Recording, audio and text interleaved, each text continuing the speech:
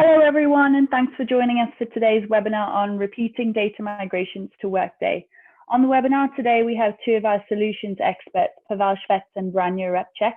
Pavel will be talking about the important role migration frameworks play for organizations implementing Workday, touching on a real-life example we did for a client. And both Branyo and Pavel will be taking questions at the end. So just a couple of housekeeping notes before we start.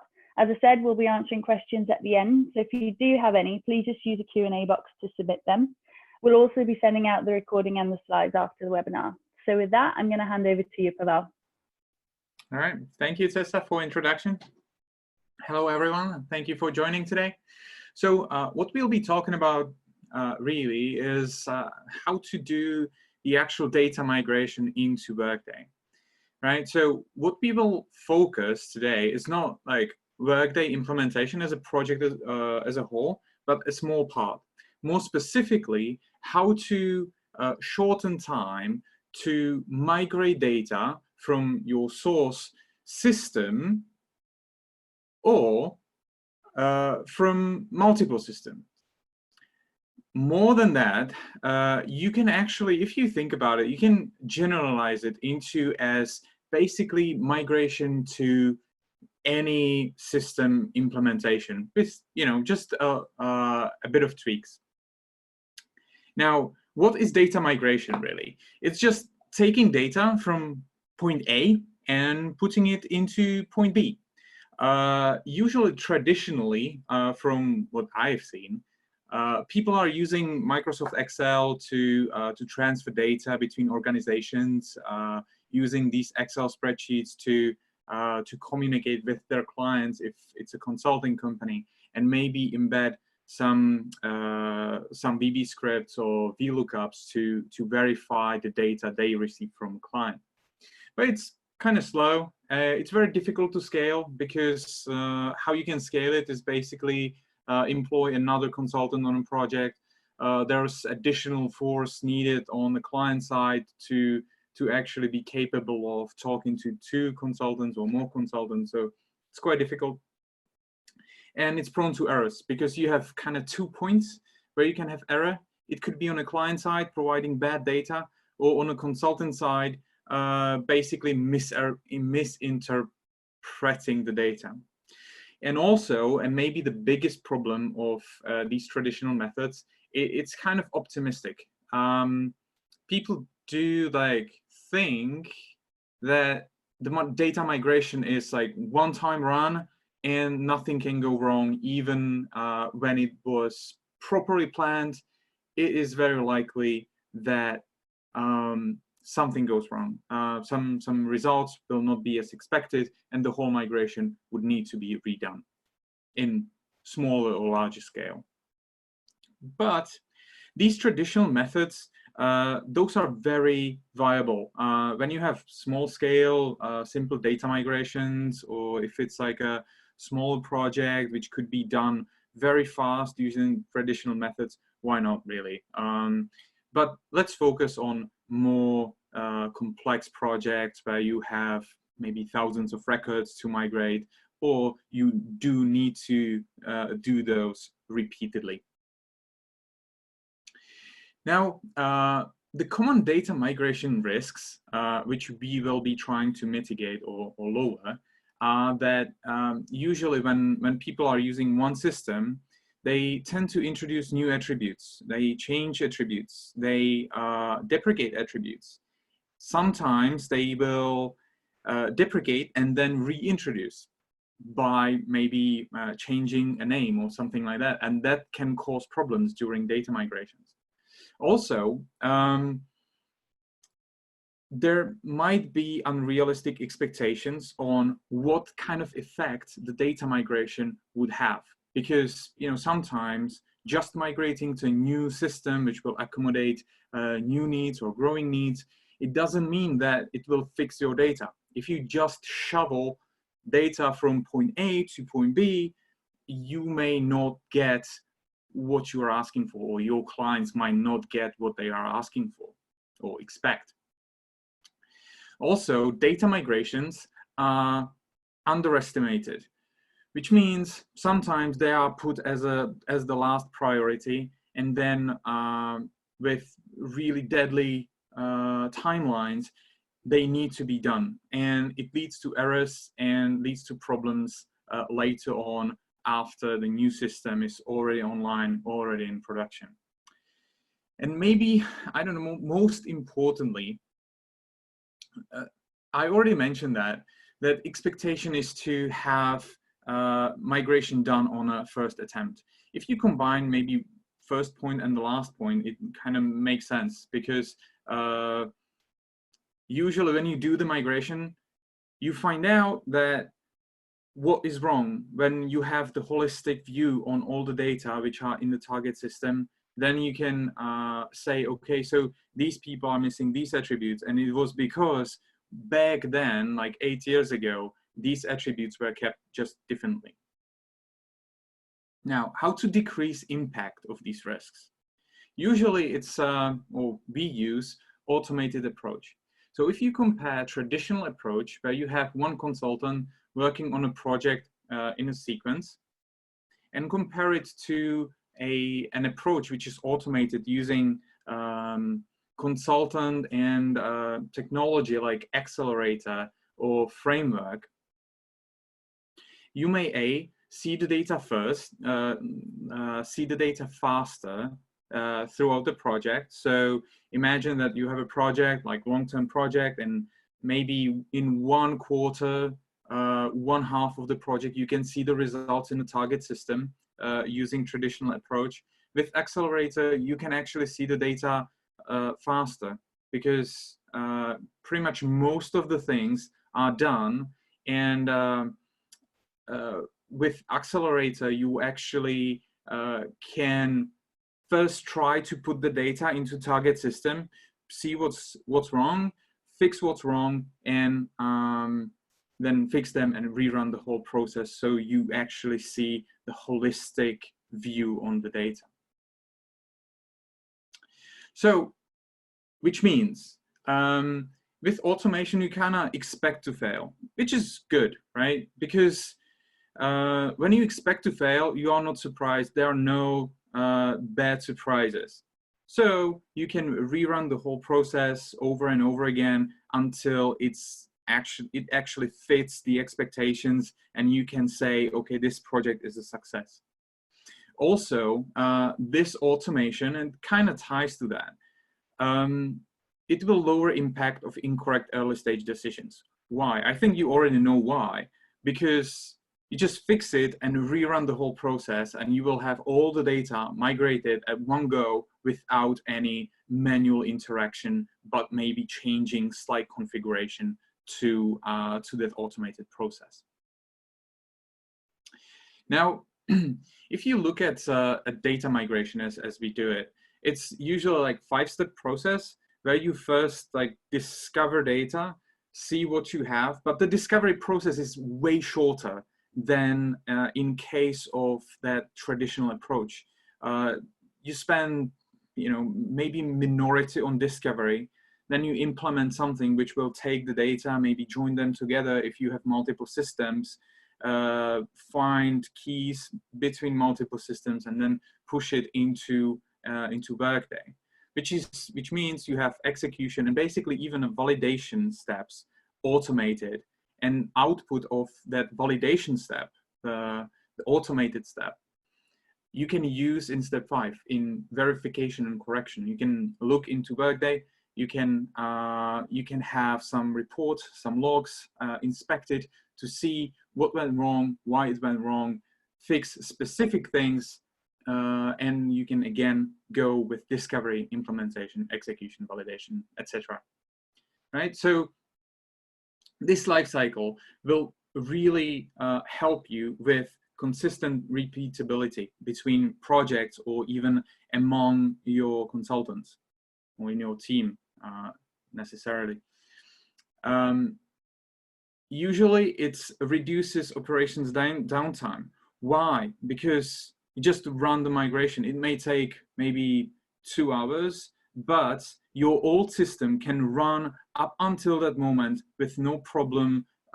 It can run, you can use it, and then minute by minute or hour by hour, you can switch into the new system. With traditional approach, you kind of need to live in two systems at the same time, which could cause problems, cause duplicities in entries, and these kinds of things, which is not really great. And more on that, it will also kind of increase confidence in your migrated data. That's kind of important bit here, because when you do something repeatedly, you kind of gain confidence like in your head, which is always helpful. Now, how the accelerator approach or this automated approach actually looks like on high level. So you have your source HR system or multiple HR systems or HR system and spreadsheets. You have your accelerator, which is basically a framework which only accepts maybe some implementation, but mostly configuration. Maybe using Excel spreadsheets. Usually we use those because most people know Office Suite, they know spreadsheets, so why not to use spreadsheets? You can use database, pretty much anything which is comfortable for you as a configuration platform. So this accelerator will take care of a lot of things, more to that later, but essentially pushes data, and when it pushes data into Workday, it is capable of taking the data back and validate, okay, so I sent this, so did I receive, or was everything I expect to be stored actually stored? Now, this kind of talks to data quality and validation, right? So this is done for you or for your consultant, because this is kind of automated for most part. Accelerator, if you rerun it, it will take care of duplicities. So you don't, or your consultants don't have to necessarily need to know what was already migrated or not. You can set up custom validation rules based on your client specifications. Also, you can set up new validation rules, maybe on top of high-level data, collect statistics, calculate if, for instance, your payrolls match your contracts or something like that. Also, data quality, which is also automated, will increase chances of successful iteration, which means less iterations and usually faster development. Now, accelerator, what it will also usually take care of is dependencies. You may have several objects coming from several systems, and your consultants are domain experts in Workday or in bespoke system, and they don't necessarily know the technicalities of how objects actually tie together. So accelerator will take care of these kinds of technicalities, what should be imported first, what should be imported later, and also, already spoke about it, about those validations. Now, on a high level, how we see the workflow, this is a logical schema, right? You get which objects which you'd like to transfer. You do some maintenance, maybe take copy files to not touch the originals, so you can rerun the process, maybe create some reconciliation record somewhere in the database, so you can maybe later on look at that and confirm that everything was migrated. But maybe like the most important step is here the execute job flow and running the actual processes. Now, how it looks like in the technology we use, technology called CloverDX. basically simply like this. If you think about the previous logical schema, in Clover, we can actually kind of copy that logical schema and dig deeper. So this is like our first level in that theoretical hierarchy. The last bit, the Workday connector we use, looks like this, right? So this piece of logic basically takes data, determines by parameter if this is a test run. If it's not, and we would like to try to push the data into Workday API, we actually do that, and then collect responses and report any errors which may have happened in the process. But that's actually not the only advantage of having this automated approach, because you have essentially a product piece of software. The subject matter experts don't have to have advanced programming skills. What does it mean? They just use those spreadsheets I was talking about, or maybe a database table. Also, the difference between junior and senior consultants kind of blur out, because usually people want to, or companies want to kind of blur these differences. Basically, you want to charge clients for a senior and pay a junior salary, right? So this accelerator will actually help you do that. And a smaller team of consultants is required for project implementation. What does it mean? Basically, again, easier configuration, almost no programming skills, meaning smaller teams usually to take care of a project. I already touched that as well. Audit logs and reconciliations are kind of given for free, if you think about it. Each and every single attempt to migrate will also produce some audits, so numbers, how many records did I get, how many records did actually get into Workday and were stored in Workday. All of that, again, pretty much for free.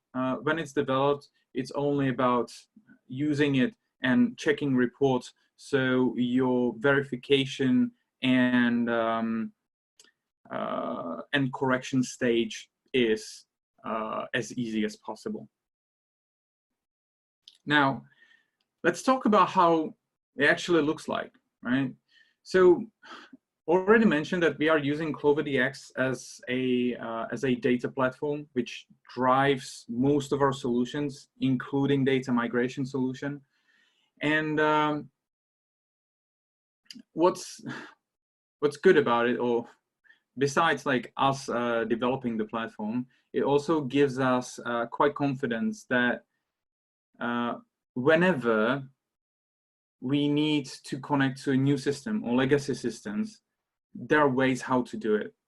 Also, we are using a couple of scripts, but those scripts are very business friendly. It's more like, if you would have somebody who knows Python or R, they can very quickly pick up the language and code for themselves.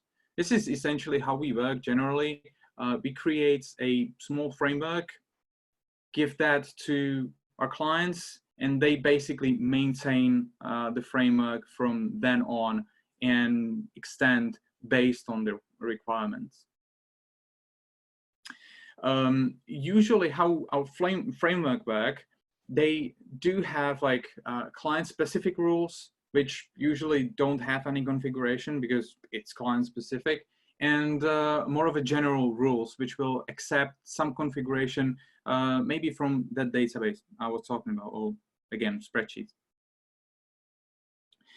Now, again, just small reiteration, accelerator or framework abstract or take care of technical aspects.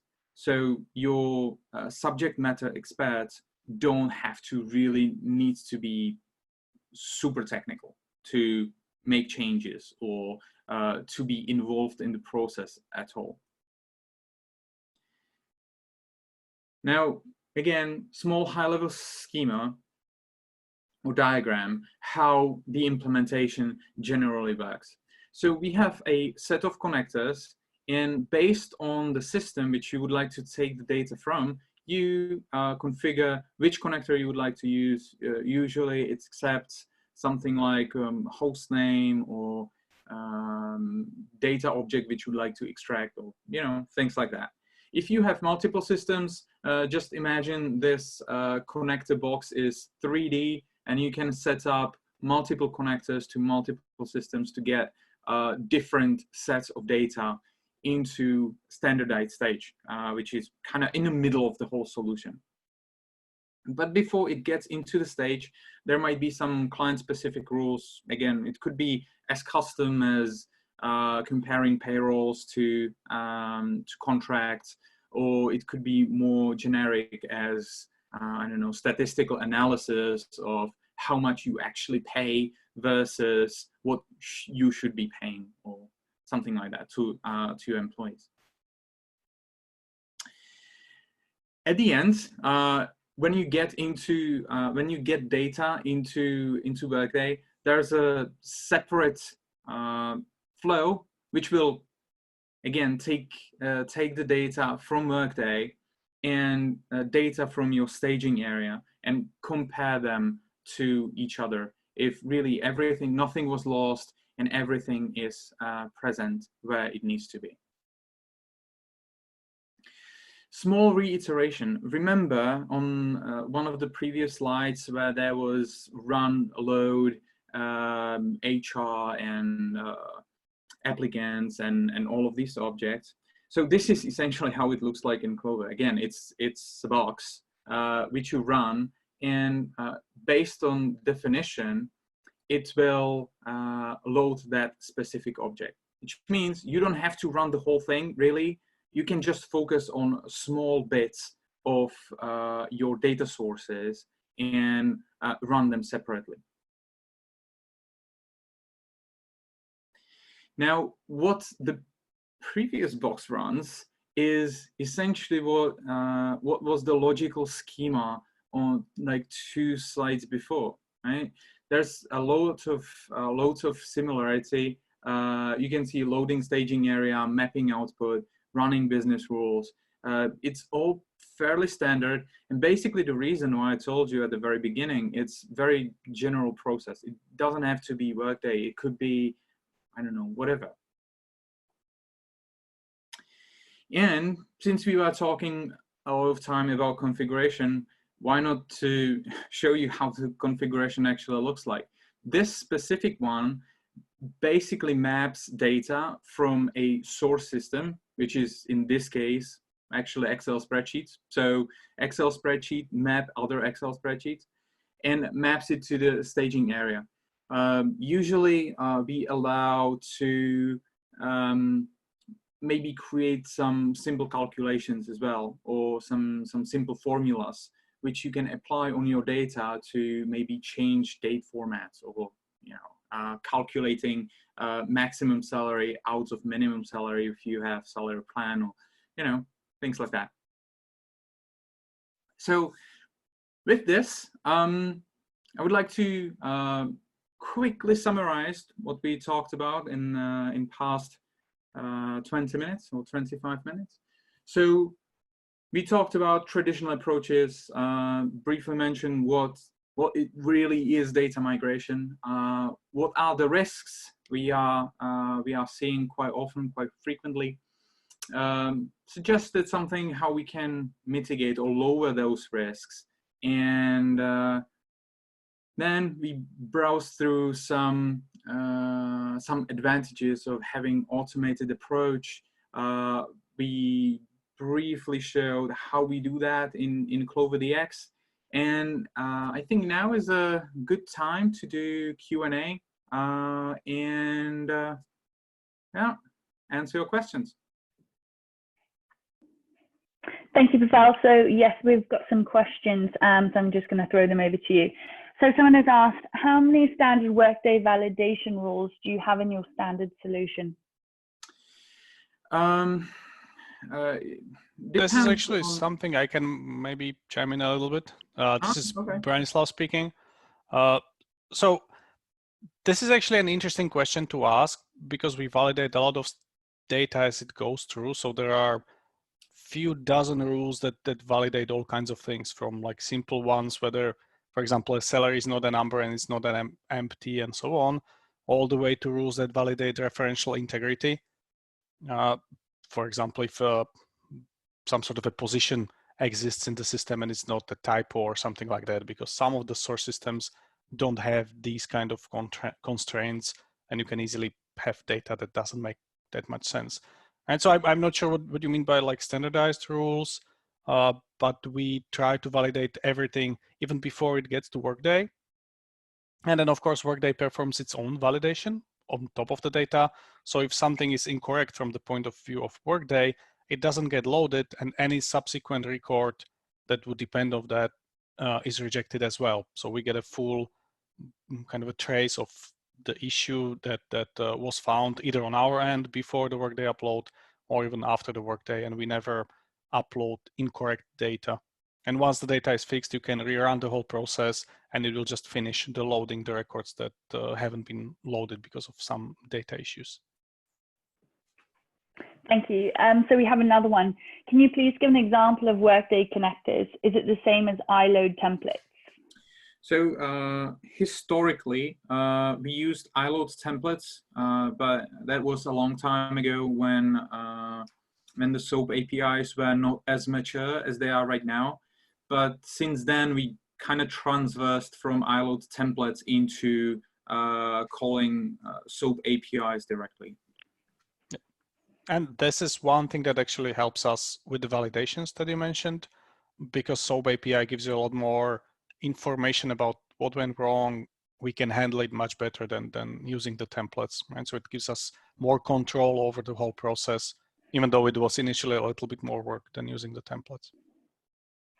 And just another one very similar to that one. Do you have Workday connectors for both HCM and Finance?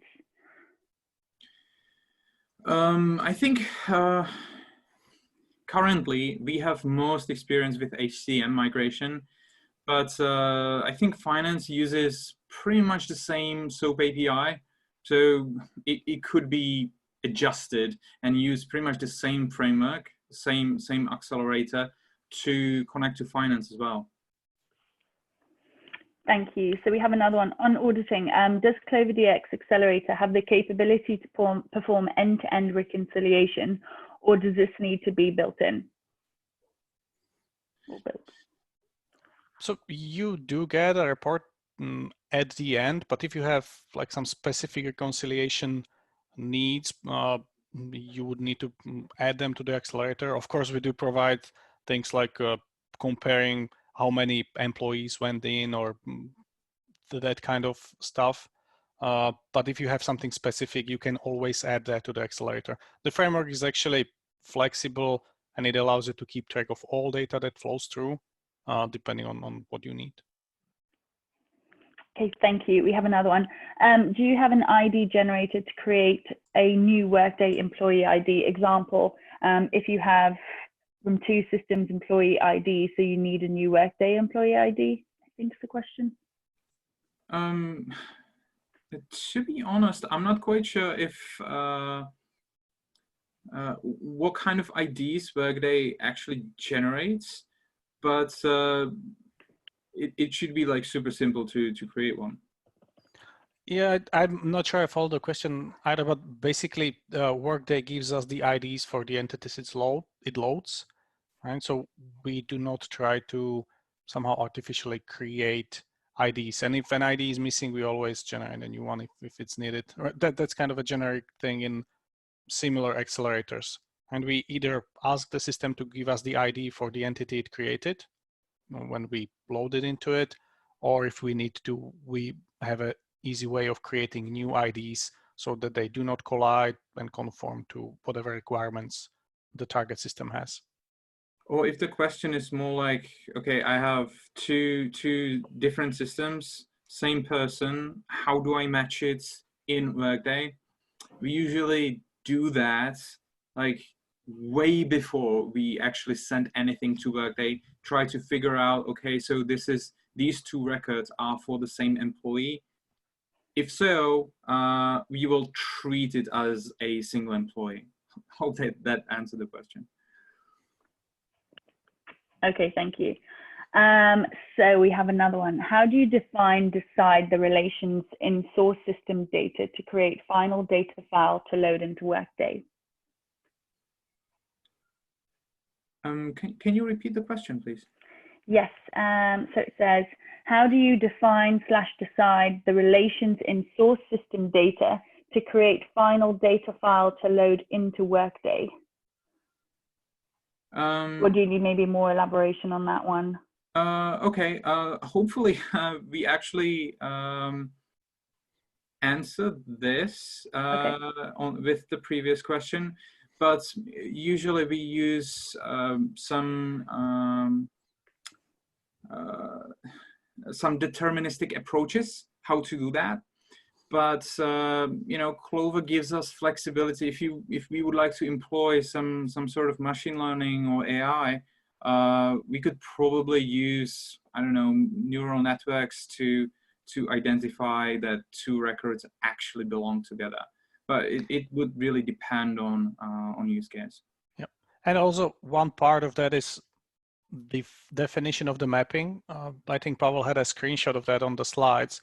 And so when you load from somewhere, you kind of already know what the relations between different records are there, right? The source system, if it's something like HR, will have similar concepts like Workday. They might not be called exactly the same, but they will be very similar. So you know the relationships between those, and the way that you configure the mappings in the mapping of the configuration of the accelerator decides where they map into Workday entities, and then the relationships kind of fall out of that. And so we create then the web service calls and load it directly to Workday. Okay, great, thanks. We've got loads of questions coming in, so bear with me as I kind of wade through them. So we have another one saying, Workday has some mandatory and some optional validations. Are you performing that in CloverDX or when we upload into Workday? And when Workday prompts some validation checks at the same time, we check? Actually, what we are trying to do is to do as many validations as possible before we send it to Workday. But you know, if you set up any additional validations in Workday, or if you set up Workday with a load of validations which are not implemented in Clover, it will fail on insertion.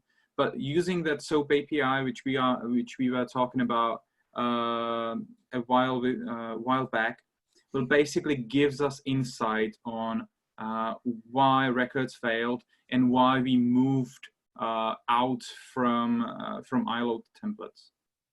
Yeah, and again, to expand that a little bit, the mandatory validations, you cannot avoid those, right? So as we load data into Workday, they get automatically applied. The optional validations, they get applied as well. And we did not try to re-implement those in Clover, and that would not make much of a sense because Workday entities can change. So we would need to kind of keep changing that. So we have validations that try to validate as much as possible in some simple way, and then rely on Workday being able to tell us exactly whether there is a problem that we didn't catch in the validations before. And so in no way is any invalid data loaded and actually persisted in the system.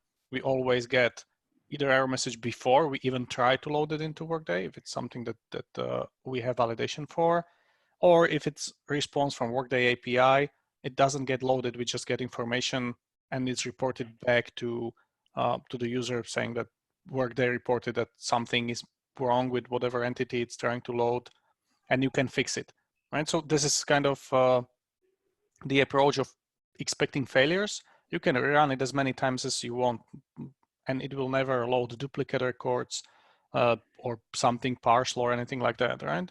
So if you get an error, you fix it, rerun the thing, it will skip the records that are already there and load only those that have changed. So that way you can very quickly iterate and load your data in pieces. Thank you. So another question we have. Since it's a Workday API-based tool, do you see a limitation calling API in terms of on number context? Can you give some idea how long it takes for data conversion? So their example is they have 50K of headcount and running high for all 50K. What is the time that it looks like in this tool? So I'm guessing timeframes for that. Mm-hmm. So we are actually limited by the speed of Workday API. And Clover can run faster than Workday, can accept service calls from us, and there's always some sort of rate limit. And I actually don't remember the numbers from the projects, but we never had issues. It like runs very quickly. And Okay, 50K should not be like too much of a problem, really. Basically, how we would work that is batch those 50K records into multiple calls, maybe per 1K higher, and then just throw all those API calls to Workday, so we don't break any limits. Thanks. So someone has asked, although that might be answered already, how many records can be loaded as of now with this tool? There's no limit. I'd say unlimited, really. Just to reiterate, we can batch those records into arbitrary number. So if the API starts to refuse those records, it can be throttled down, no problem. Great. We have one that says, are there any data quality libraries in this tool? There are some data validation libraries or functions already embedded. Usually they deal with something like enumerations, lookups, data types, these kinds of things, but maybe even relations between data fields or data records. But if you need to have like more complex validation, like maybe references or something like that, it probably would have to be built, but it really depends. Okay, so someone has asked, how do you make sure that the data from different systems work together? Example, to create one supervisory organization reporting structure. So one employee reports to another manager from a different system/country. So it's basically the same thing as building an XML document. It's the same principle, just defining some traversal structure of records, which is not really a problem. And also it depends on like your knowledge, right? This accelerator doesn't not work the way that you just give it like pile of data and it somehow makes sense of it. You need to understand what you are giving to it so that you can configure the mappings from whatever entities are in your source system or systems, and then those map into what is in Workday, right? So in the mapping exercise, you decide how the relationships work, whether you allow something like this, for example, that you have managers in one system and then like their employees in another or something like that, right? So it's really up to you how you configure the ingestion part of it and the mapping part so that it gets mapped properly to Workday. It's not a system that somehow figures that out on its own. Thank you. So we have another. How is CloverDX different than IBM DataStage or Informatica? Good question. All right, so we get this question quite often. I never worked with DataStage, to be honest, but with Informatica, it's like very similar. There are some like details in how to work with Clover, but I don't know. I find it way easier, and on a price standpoint, Clover is like way cheaper than either of these two, and I think maybe similarly capable. And from my point of view, the difference is in like the overall approach to the problem is similar, but the runtime in Clover is different, right? So on technical level, we work very differently. And the best way to explain that would be to just invite you to a demo. So just let us know and we can show you the tool. And because we don't really have space to explain the differences, but we can show you how it runs, what are the differences compared to something else you might be familiar with, and we can provide more details like that. So we have another one that says, can we use CloverDX along any database to pull data from source systems? As long as you have JDBC driver for a database, it's going to be as simple as point and click.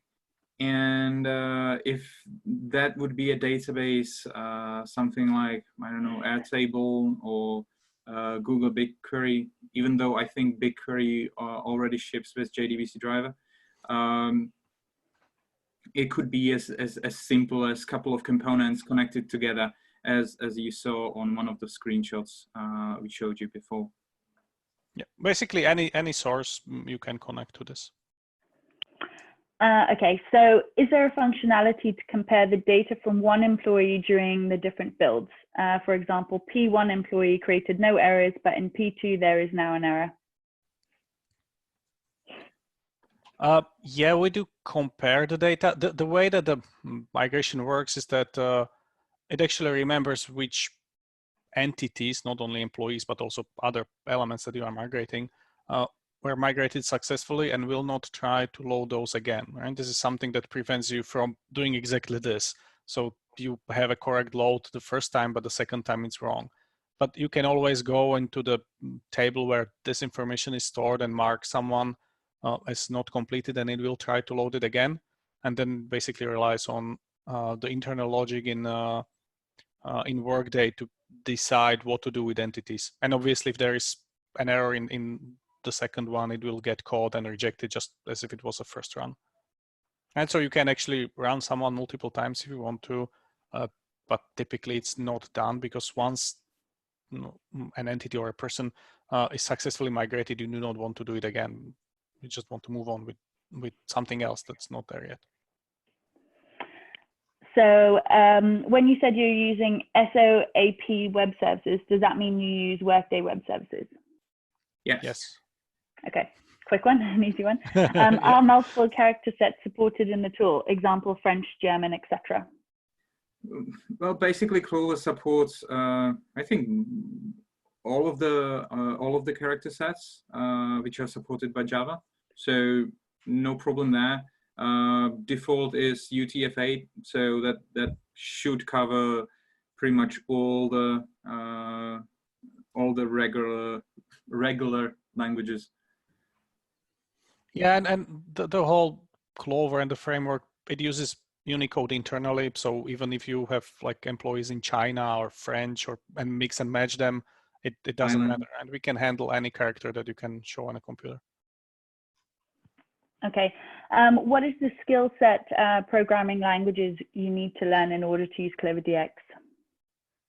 Well, usually you don't have to learn that much. Clover uses its own, I don't want to call it programming language, because it's really like a scripting language called CTL, Clover Transformation Language. But pretty much anyone who ever written a single SQL script or I don't know, Python code or R code or pretty much any code whatsoever will pick it up super quickly, because it follows pretty much standard syntax, and it's very simple to understand. Yeah, and large part of like developing something in Clover is visual, so you don't even have to code, but rather you connect components together into some sort of data flow, configure them what to do and which options to apply. And so you do need to know a little bit of scripting, but many things you can do without it, fully visually, just drag and drop. Okay. What are some timelines and days you see for typical Workday phase 1 implementations of loading the gold tenant? Let's say core HCM, absence, compensation, benefits, 20 countries and 20K employees. I would say, I don't know, around a month and a half. What do you think, Branja? Yeah, but that's for the whole thing, right? From seeing the data first time. So this is an interesting question. Basically, it's very hard to answer something like this because many times the significant part of the process of migrating something is taken by just understanding the data in the first place to know what you are doing, like getting even the data from your customer, from the client, and then the actual like physical load when you push the button and something happens in Workday, that's very quick.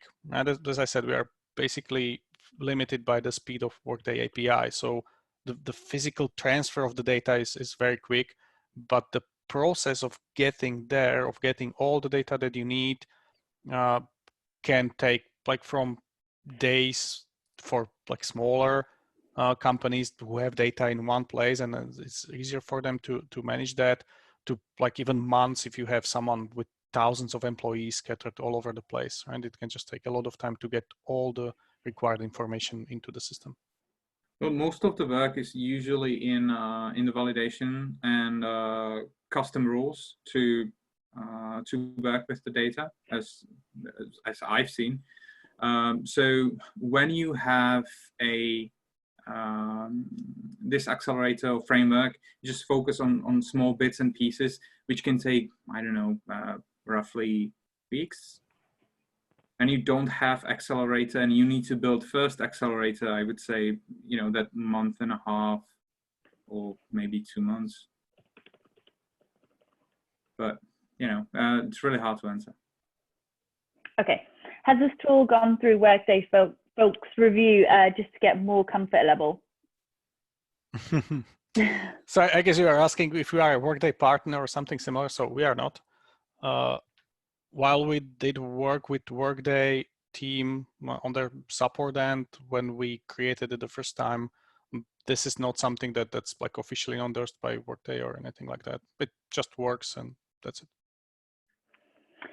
So can you please show the inner configuration of Workday Connector? I'm interested to see how you're calling the Workday web services. It's really nothing like too special, I'd say. If you look at documentation for Workday web services, they do have a bunch of WSDL documents which will basically tell you how you need to call it. Yep. But you know, if you'd like to demo, we can probably. Yeah, the best way would be to actually do a demo. We can show you how you can call any SOAP or other web service in Clover, and you'll see that it's actually just as easy as grabbing the WSDL from there and like configuring how to call it. And there's nothing special in that. Okay, so do you have implementations, I'm guessing that's qualifications, completed at US government agencies? For Workday, we don't. And okay. This is something that we built for our client, right? So we are not the ones doing the migrations to Workday, right? So this is more of a tool used by consulting companies who help their clients migrate their systems to Workday. Okay, and I think we're on to the last question now, and another interesting one. What is the license cost for CloverDX? Yeah, well, I would forward this question to our sales department. It really depends on, you know, what you're looking for, because CloverDX is shipped with 2 types of licenses, one of which is subscription, and another one is, Branja, help me here, please. Perpetual. But Perpetual, I would suggest this is like getting really into the details. So we'll get back to you. Someone from our sales end will work with you and will get you all the details you need. And the best way to do that would be to really schedule a call or talk on a demo. Right. So for anyone who has kind of pricing or licensing questions, let us know via email or in any other way, and we can explain the details and talk to you about how exactly this is licensed. Okay, thanks. Thank you all for the questions. If there aren't any more, we'll wrap up for today. If you do find you have more, you can always email us hello@cloverdx.com and we'll be happy to answer them. So again, thanks Pavel and Branya for a really interesting webinar, and thank you all for attending and for all the questions. It's been great. So thanks. The recording and slides will be in your inbox soon. We hope to see you at our next webinar. Thank you. Thank you, everyone.